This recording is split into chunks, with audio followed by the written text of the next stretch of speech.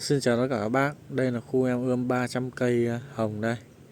Hồng hàng Nga, loại hồng Tết, vừa có thể ăn tươi, vừa có thể sấy dẻo treo gió, mà vừa có thể chơi Tết nhé.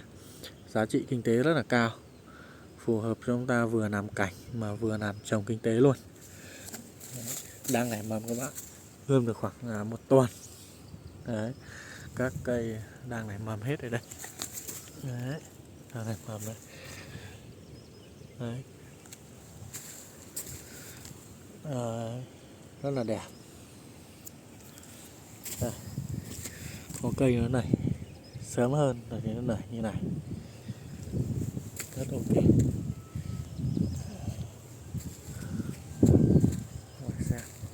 Rất là nhiều. Bác nào mà có nhu cầu mà trồng thì liên hệ em nhé.